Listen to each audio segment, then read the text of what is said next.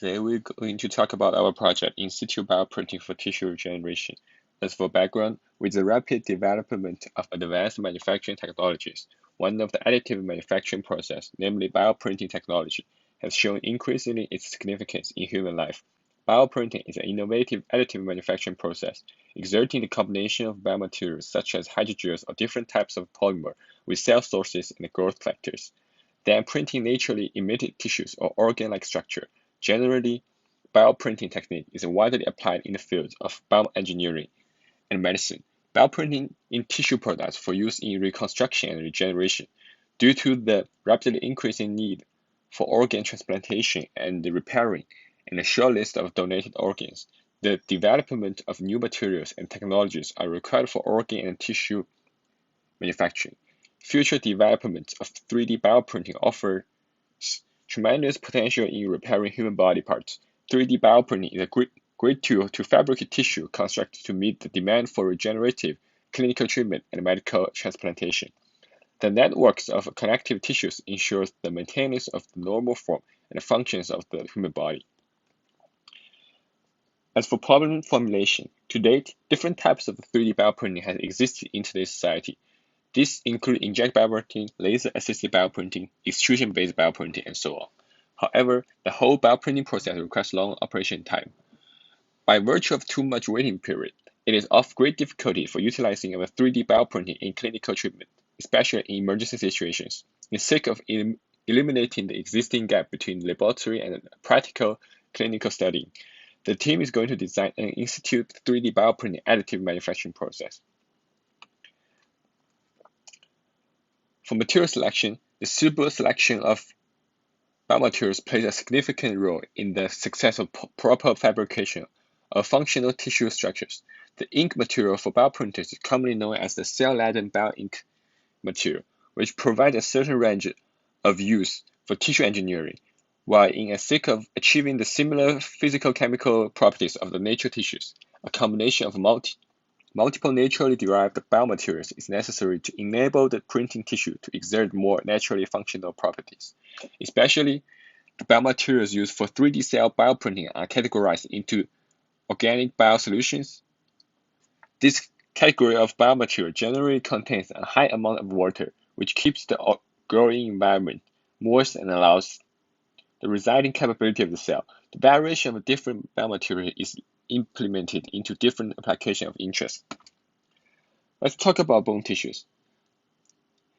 In bone tissue engineering, recently a range of biomaterials has been considered. First one is calcium phosphate ceramics that has great stiffness and slow degradability, so it requires the addition of some biodegradable biomaterials for assured structural properties. Second one is bioactive glass. They have rapid capacity of converting into HA-like products. The third one is metal-based glass. They exhibit great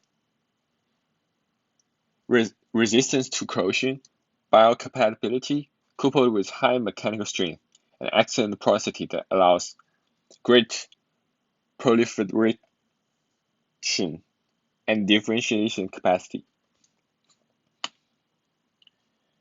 As for cartilage tissue engineering, the formation has a close relationship with bone tissue regeneration.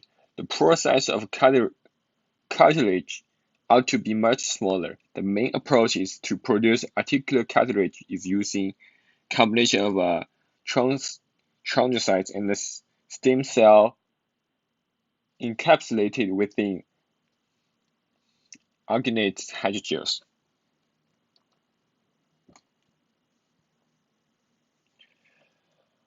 As for design process, determining the geometry of the printed structure is always the first step of any 3D printing process. In 3D bioprinting, medical imaging is widely used to provide accurate information of the damaged area at a circular tissue organ or organism level. Computed technology and magnetic resonance imaging is the most used technology in the area.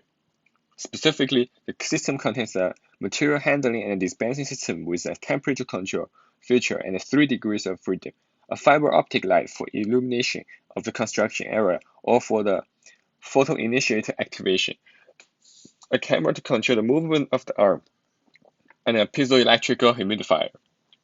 Here, two styles of extrusion can be applied here, pneumatic and mechanical. As for methodology, the first step is to use CT or MRI to inspect the wounded area to get raw data from the patient for next stage process. Then it's for post-process of the raw data obtained from the previous stage using computer-aided system to create the computer models, usually CAD files, then transformed into STL for 3D printing. The third step is to prepare the bio-ink depending on the printing organ. Next stage is the light exposure by photopermeable capillary. This is special for the in-situ bioprinting. Then we set up the robotic arm and do calibration, and we use the feedback control system to monitor possible errors. The last step is to wait for stabilization and solidification. As for expectations, using robotic arms can achieve up to 6 degrees of freedom with precise control. Having a resolution of 5 micrometers is sufficient for establishing the damage area and only about 200 micrometers of thickness. Using mechanical extrusion method can achieve a resolution of 5 to 400 micrometers. Based on the temperature of the micro extrusion method, various material with different viscosities ranging from 30 to 6 times 10 to the power of 7 can be used. Using materials that have high viscosity can achieve better support, while using low viscosities can achieve suitable environment to cell viability and functionalities. Cell viability of micro extrusion is lower. Only 40 or to 86% of the cell can survive after micro extrusion.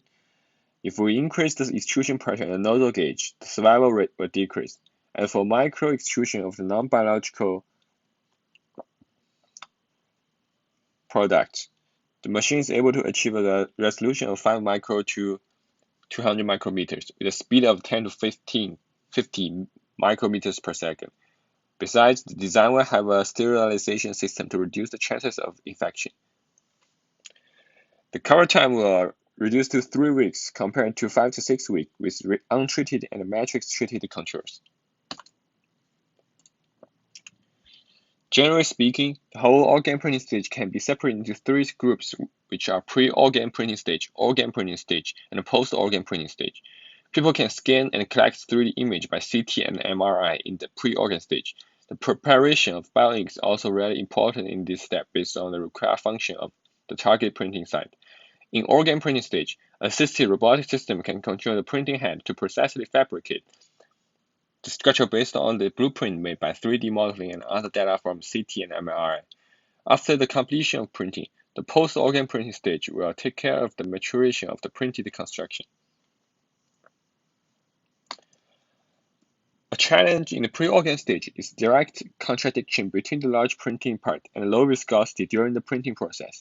Since to appropriately support the large printing structure, each layer must maintain its shape when printed. Nevertheless, it is almost impossible for low viscosity bioinks, since a fast flow and a spread might consequently happen when they are ejected from the nozzle. As for organ printing stage, 2 limitations will be discussed. The first one is about an environment of living cells on the target site from printing bioinks. Long-term printing generally needs to have precise fabrication. Although it might only take a couple hours, the living cells are still risky to expose to the uncertain outside environment during printing. Also, due to the complicated layout of the vasculature system in the organ, the printer might not be able to develop this functional tiny structure, which finally can cause a blockage of nutrient and oxygen transportation. In the post-organ printing stage, since lots of growth factors can affect the post-maturation of the printing construction, therefore, many uncertainties will happen in this stage.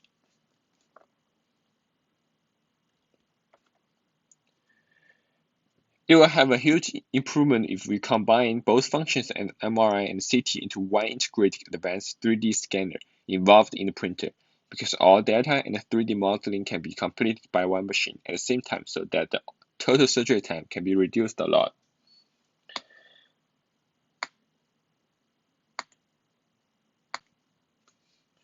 We should innovate a kind of bioink that can provide a porous microstructure upon printing and induce differentiation of the printed stem cells in construction. Cells which can increase the survivability of cells and decrease the invasiveness between new and old cells. An enhanced sterilization system can increase cell viability and decrease the possibility of exposure to contamination. Here is our conclusion for our project.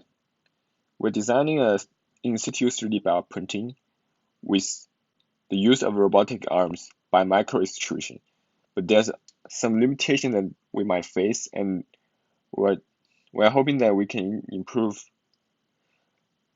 to reduce the time of 3D bioprinting and reduce the possibility of infection.